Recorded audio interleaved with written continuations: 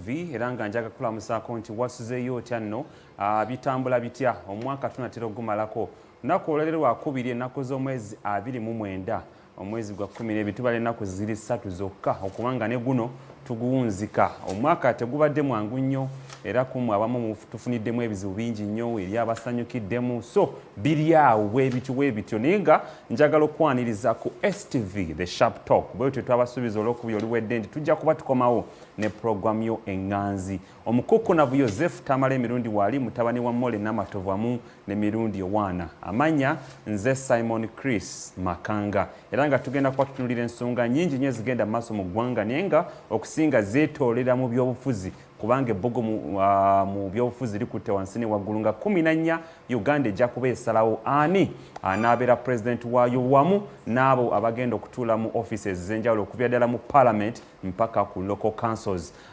Tugenda sooka n'ensonga ey'abannamawulire y'ensonga ekutte wansi ne waggulu kubanga tukola omulimu gw'amaanyi nnyo okubuulira eggwanga ko ebigenda maaso mu ggwanga naye nga tunatuukawo mukukunavu Joseph Tamale Mirundi wasuzeeyo otya nno muzeeyi obulamu bugamba ki ate ffe twasoma kubeera bubi eri abasoma naye nga bali bubi munnaye kino kyo olina okimanya endiguli zikona ne bamalaya bakonera ku street naate nga kibatunda abantu bakyagala nnyo ekyo kiba kisiraani ekyo so olinga agamba nti abasoma tebalina bintu kiba kisiraani naye nga ate munnaye sisitimu z'ensi yattu Uganda tezitukkiriza abamu waliwo obwavu bwe tuyita obwa DNA nga bwa famire yamu nga ne bwolwana otya gwe jjajjawo yagabana ku ttaka erya Buganda jjajjawo yagula ku gaali yagigulako ate yali chifu w'ekyalo ayinza obutaba naye kakati bw'oba omuntu wali yasomeka ku gaali bwe baali bagabana ettaka mwali basenze kakati bw'ogamba okujjako ng'okoze nnyo eri obwavu nga buzaale nga bwa DNA era nga bwe mubaamu omwana omugagga mu famire bakase we bamuzaala ebyaddala ne mubaamu mu famire ey'abasiru ng'omugezi baba tebase we bamuzaala eryo n'abantu abasoma naye nga ate ssente baziina otegeera omwana nti si buwo kakati ayinza okuba nga ate ye musiru mu famire kati oba nga ye mwavu kati okitegeeza nti emizimu gyawaka egikaba emikisa bajjajja ye bamubuuka si waawo naye ng'obugagga buva ku kisikola nnyo everything is determined by luck mukisa naye ate luck temanyiddwa tetumanyi ne gyeva everything politics war soccer luck wamu eri abagamba nti Bobi Wine yandibanga musajja alina emikisa Museveni ne Bobi Wine bamukisa I'm telling you kiba race ziri bwe ziti yes if you study the two bayinamu elements ezibafaanaganya Bobi Wine is a replica of Museveni 19 labayo eri abagamba nti Bobi Wine is a replica of Museveni 1980 exactly 1980 why did the deputy go to parliament Muwanga yababye obululu lwaki gundi Muwanga bwe yawamba gavumenti abadipe bagendayo the issue of a fighter taking power or declaring a guerrilla in Uganda was inconceivable and many people at that time thought that Museveni was a madman. A liberator, you must have some madness, some craziness in you. Weewaawo katusumulule STV the Sharp Talk era nga njagala kuwaniriza gwe yaka joining live on Facebook webale nnyo kubanga otwegaseeko bwe gutaba mukisa bano ba mafia balilonze Bobi Wine bamuteekemu ssente why of all the 46 million people balonda yese kuba mukisa ne bagamba Besigye nti gwe tula ku ttaka ku luno tojja twagala kazannya ne Besigye ali waabwe anazannya Kaliyuki ne Besigye ali waabwe read this book. Do we have opposition in Uganda? Anyway, the history of Bobi Wine. How we came, how was in the rise and making of Kyagulanyi. Yes. Wow. Ni abantu balagire nje bafuna obutabo. Ate mbu kuba kubeerawo. Tebabufuna abantu bampereza message bangamba obutabo bwa mukukunavu tubusanga wa. Abantu bamanyi nti ayagala amata agenda ku diary. Akataka kukalirudda situunda mumbo. That's a nice one. Ayagala amata agenda ku diary sayagala obutabo agende mu bookshop. Agende mu bookshop. Wow. Yes. Oba bamanyira bino ebya street go gamba nti mwamanyira batunda mumbwa na go gamba nti Bank of Uganda bakuba mu envelopes ni ate eri abazitunda wabweru so bana Uganda bamanyira bintu bya ku street me am a different author when the people come to me mbabuli and mbagamba there is what we call a budding author that when people don't know you at times you hide your name oyinza okugenda mu Fountain Publishers oba mu abamukono bani ba publishers oba Macmillan ne baga nti gwe erinnya lyo likweke teryakumanyi ebyaddala. Yes, kubanga a reader asooka kukebera yes. Ani awandiise oli mutuufu era buli katawunzi buli katabo kenfuna nga sinaba nakabikula osooka n'omanya. Kakati bo bagenda ne bajja ne mbaga nti you must have an investment. George Orwell yawandika Animal Farm bakagoba mu printing zonna nga tebakitegeera what the man was talking about. Kituufu. Nekino Achebe ebintu byawandiika abantu abamusinga tebabitegeera. If you are budding author kaweeyo mu Fountain oyinza n'obbaga nti mukakubenga temumpadde. Are you looking forward to translating these books at one point? N'oba Oluganda mbuwandiika at times. Yes. Mbunjagala okansomere mu bwange kuba obusomamu kubanga mulimu ebintu nti mulimu facts. Omanyi abo abasajja kati akakatabo bwe namuwa kange yakakolamu kake bo nsinza amagezi mu mutwe nzamwirako emaani. When do you get time to write? I have knowledge. I have my printing press which was donated to me by the president. Nekati kikaddiye nsaba kirala. Message abagifunye. Ayi abawa sente ne banziba. Nasituka kutaka nakuga nti mandu atekubwa. Okatera mandu anti engineer seza awaboda talugwa. Mandu ekubwa. Kakati nze babuuli abo abaana nga baliisa obutabo. Waliwo yawandika akatabo nga criticizinga NRM. Ne muganda egolooza bayinza okuwa sente to criticize them. Golabo bwange babwagala mu government. Tebabwagala. Because buli ku topic akatabo kange kafuna demand after some time. Nti buno kimaze tuuka. Yes. Nina akatabo ke nasoma kwe wandika ku Sudiru ne Bank of Uganda. Akatabo ako nakagala nnyo. Yes. Kwa ebintu byewandika ko ddala byali it was real. Anti kati mwe temukitegeera kubanga mumulaba mwana.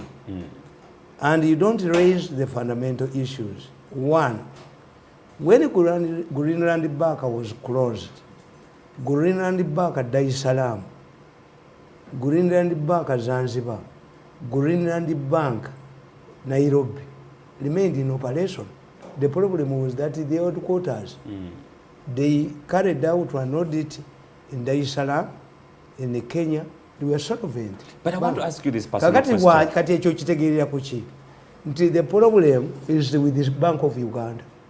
Kubanga an efficient governor of Bank of Tanzania and the Bank of Kenya managed to keep the same.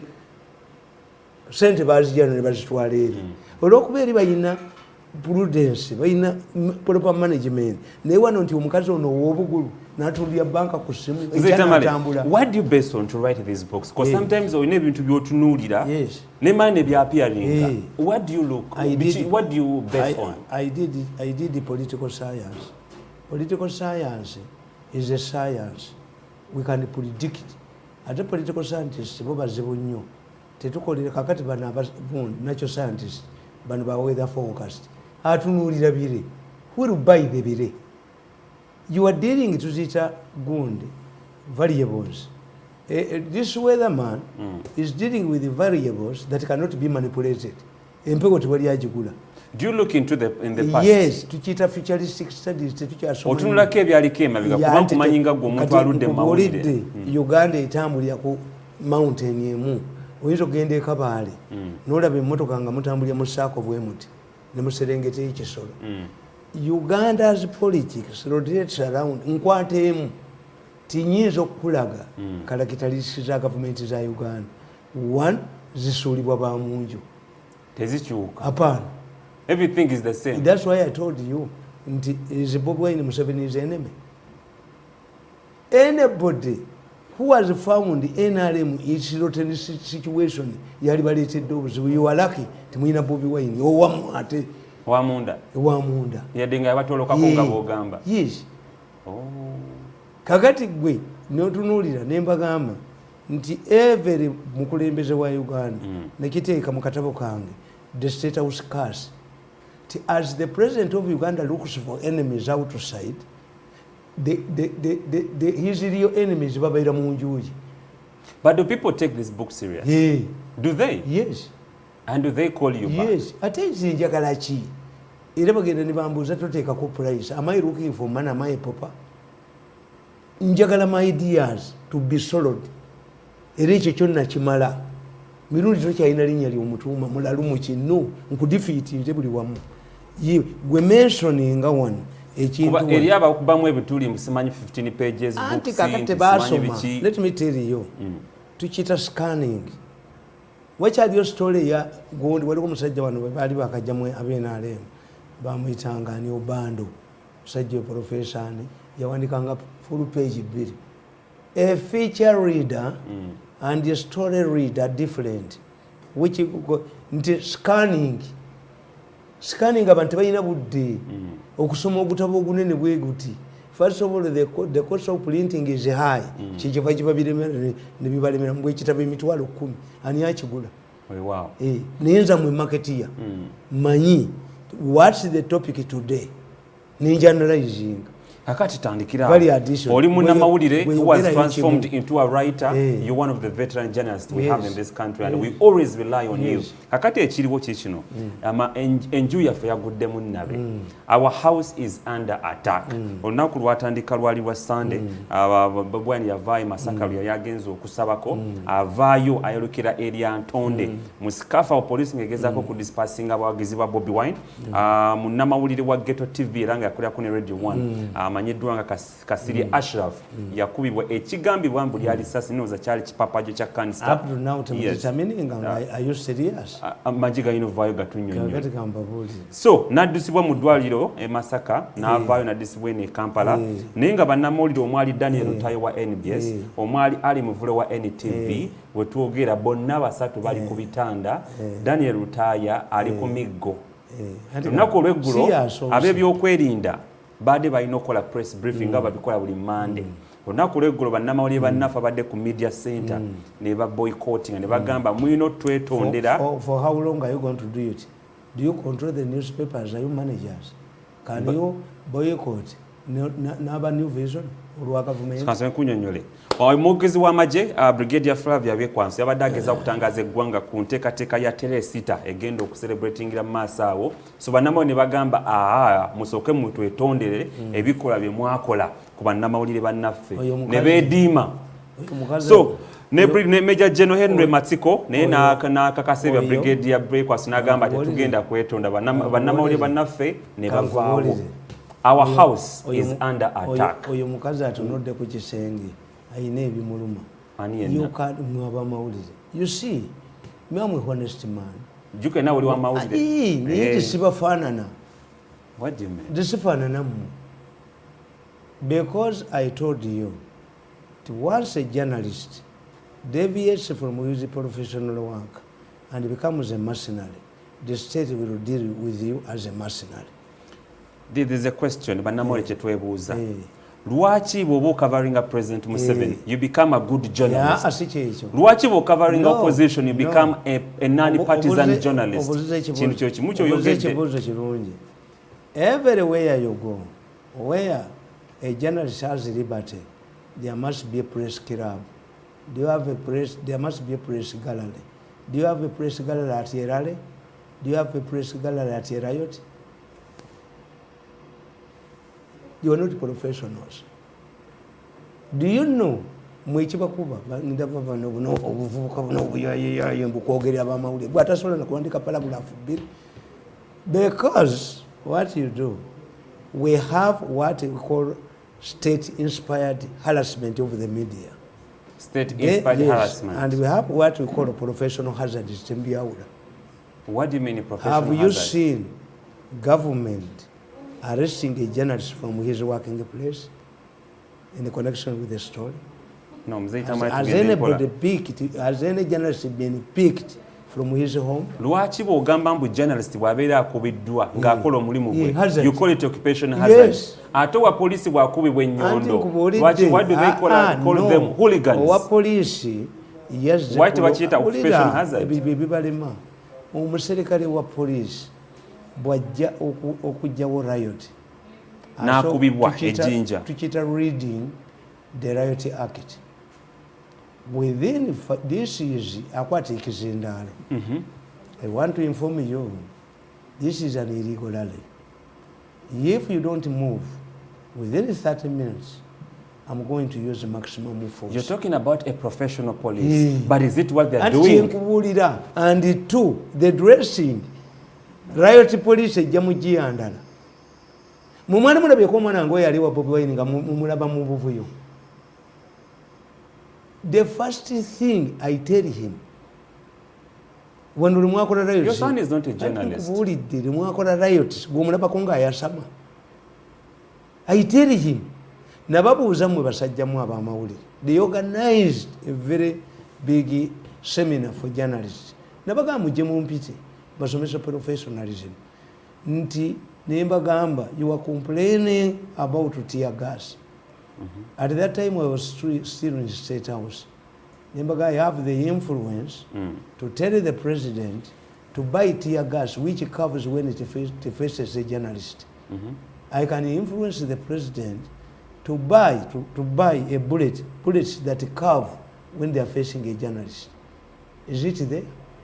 A bullet that curves facing a journalist. Are you serious? That's chinkubulira. A riot. Mumanya abazungu abo kye bakola. And you don't know. Recently, I was reading a report, an international report on media freedom. Uganda is not listed among the countries that violate press freedom. Tell him, do we have a single journalist languishing in prison in a connection of his work? Bw'abatali mu prison, tulina abali mu malwaliro. Yes. Why? You have Because been caught up in a fracas. They've been attacked. Anti nkubuulira. Zitamale, okyako ina video gy'otanaba kulaba. Bwe kankubuulira, nedda temutegeera. Temutegeera sookoleke nkunnyonnyola otegeere. Do you see what the Europeans do when they are going to cover a war? We call it embedment. Their journalists are embedded within their armies. Bambala uniforms z'amagye ga Bungereza. Bambala uniforms z'amagye ga Amerika. So what happens here? Ne bagenda. Mwe muli luddawo. You cover a riot ng'otaddeko press. You think the policemen want you to publicize what? That? I don't know if my producer can look out for that video. I walk away. Look at this. Leave alone the conduct. Let me also tell you this. Give me 5 minutes. You also give me 1 minute. Hey. Tulaiba na mawulire nga ayambadde press jacket ayambadde helmet kuliko ne press na ye ayina ne identity card. I'm trying to identify myself. I am a journalist. Na yo wamajja akutte kibooko amukuba oli amulaga ne card I am a journalist ne yasigala amukuba. Why? Who is commanding them? Ate gobita busiru. Oli musiraamu ng'otaddeko enkofiira ng'oyingira poko joint. I'm doing my job. You are mad. I'm doing my job. You do your job depending on the situation. I've explained it to you. If you go to parliament, there is a press gallery. If you go to court, there is a court gallery. Is there a press gallery at a riot? Tell you. Yes. Kitegeeza, the way you cover a riot is not the way you cover organized groups. Nze nina miso. This morning, nakati batudde mbabala bakugundi yange. Yesterday, gundi meeting yabwe ya Philippines. Omukube yabadde ayina gy'agenze for consultation. Mbadde mbalaba bwenti ewange ne wenzijidde nga baassemblies. Waliwo abiraba. Nkusindika ewange oyinza okulaba miso equipment. Naba military intelligence yababo. Kakati mumulowooza. Why? Mumulowooza nti abasajja bano abagenda ne bakuba ebisolo mu National Park when lions are mating nti bamala ziraba. Nogenda okuba amazike n'omyansula kamera tegakuba ne gakuttirayo. You lack a training. How do we cover a riot? Covering a riot in Uganda, mwembabuulira, there is no story what's your life. That is true. Evaluate the situation. Yes, it's true. Naye gwe n'ogamba nti ngenze covering a riot naki? I'm not covering a riot. I'm covering a presidential campaign trial. Okay? That is different from a riot. Kankubuulire mwe baana mmwe. Obujenga bwammwe. It's not bujinga mzee Tamale. Mwe mudda. Luckily enough, unfortunately, you're a journalist. Mwe kyabagambisiza nti mwediime Kyagulanyiza ttiimu ewaaba amawulire ssente. Which the Museveni team does not do. This is not about money. It's not about money. Chuvana nakubuza from the start. Nturuwachi ubo covering a President Museveni, you become a good journalist. Museveni's rallies are organized. Adheres to the law. Museveni rallies are organized. Why do I come with my hammer? Mmanyi nti omusirikale ali ku gate awo bajja mudiisaminga bajje bantu alenga embwa nzija nayo gendo babuuzi mu parliament nyingira nayo mu court nyingira nayo. I was at the high court recently ninjije ninjibalekera ninyingira mu gundi omukazi nankomyawo naga nti simanyi omusajja nambuuza tinaye gwe omusajja bwaleetera enyondo n'agiteeka wano omwagazaaki musimanyi simanyi biki omukazi naga nti naye ekyo ekikulu akakofiira keena ali mu kano kale imagine aba police female policeman was angered, which is more dangerous. I've surrendered my hammer. Kakati mwe mbagamba ti professionalism yamwe deception nawo wamawuli okitegeera ti Bobi Wine is meeting zonna wayagadde kuba Bobi Wine is a driver. Waliwo navigator. When the navigator tells Bobi Wine wanatokolawo kavuyo takakolawo, the government has announced the electoral commission to suspend rallies mu district zino zonna. What does a wise man do? No ganti government ojajirimba nti nva kusaba mu kigendi yebaganye ekitegeeza gwagenda naye gwagenda ne Bobi Wine oli mufungula ndiga. You were stupid. Suspension ya campaigns tugenda tuka on. Which type of rally am I going to? Which type of rally I consider my life? Mpapula za mziba wa sentemeka obate basobola kukusa tulango oli mulamu bana asasula ali mu ddwaliro bali bakoleko publicity kati ogwe bakubye njagala family yetu bolire Bobi Wine yali nyeyo. How much money has Bobi Wine contributed to the survival of mwe akabiraba? Waliwo omwana we Makerere bamu besas nga wa UPC mu demonstration. That boy was related to a former prison chief. Yali avateso. Na ye they competed over coffins. Eya oyo musajja bamwitangani tima nge budget eya government. Do they know that whether the parents of that man got Christmas or not? Do they talk about his welfare? Nagamba Gumbia batuweereza abaana abayekera nga balinga 10 before they entered Kampala. Ne tubatwala mu Afro studio ne bafuna obufaananyi bwa gundi obwaba students. Naye Gumbia namugamba nti Gumbia bajja kugoba wana abo bennyini betuyambye. Why? The moment you become a mercenary. Gumbia ali mwekezayo with all his contribution. Why? He's making his calculation. Kakati namwe mwabulemu lale ya Bobi Wine ogigenda muogimanyi. Ogigenda muogimanyi uli wamakago okyala mungu ogenda ne transport yo. Let me ask you a question. Lwaki buli avayo vuganya President Museveni? No. He's termed as the nature ya and your politics. How would we perceive opponents? How? An enemy is a political enemy. It's not a game. Politics is not a game. Nembaga bazikubaganira ko. Do you know why? Omanyi lwaki embaga traditional mbaga. Omanyi nti from day one traditional mbaga kujja ke Adam ne Eva. Ne traditional mbaga yali bweti. One, mu church mubera mba ushers in agasajja agamanya agakuuma emiryango. The two sides eyomuwala ne eyomusajja batula mu different sides up to today. Omukazi omukwatira ku guno gwajjangayo kitala kufumita amubbye nga mwekubira mu kyaki emiggo nje byatandikira up to today ashazini gabangako era guno omukono guba gwa kukuma kitala nagamba mutani wange ejjo ne muganti akati kitala tikikyaliwo omuwa mapenzi na bugagga na sente olina okubanga kitaawo must have money omukazi kakati omusajja yamubbanga mu kyaki n'amutwala ye yakolanga naye kye bayita honeymoon. A honeymoon means omukazi gwobbye mu kyaki n'omujja ku musajja muki. Up to today the church is still the same. Osanga embaga gye bakuumye n'emmundu. Do I enter the church ng'embaga ekuumiddwa na mmundu? When I see riot police, I run away. When I saw military police, I run away. It's my conscience that the situation has gone beyond this.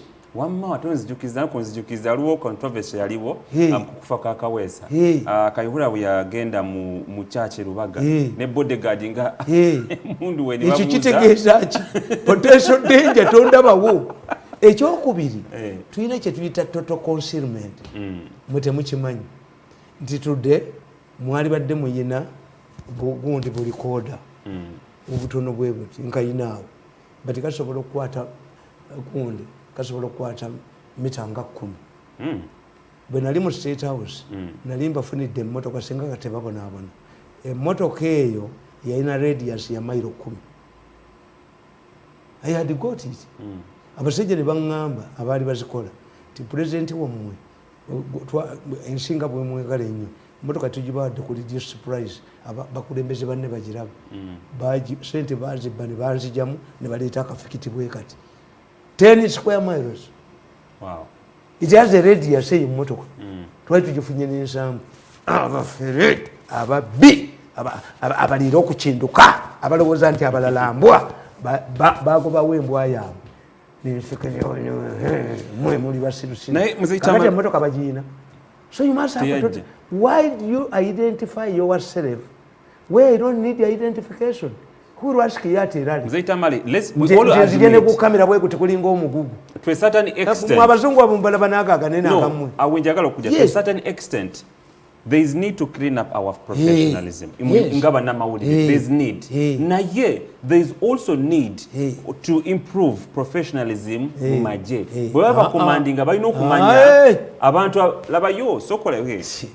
We are a fourth estate. Okay? Nature of fourth estate it was developed by the French scholar. There is no protection. The pen is mightier than the wear. Bwetula incidence yabadde eno side z'Erwengo kindeetera okulowooza nti abasirikale nawe basindika okudispasinga riots tebamanyi bannamawulire they hardly know.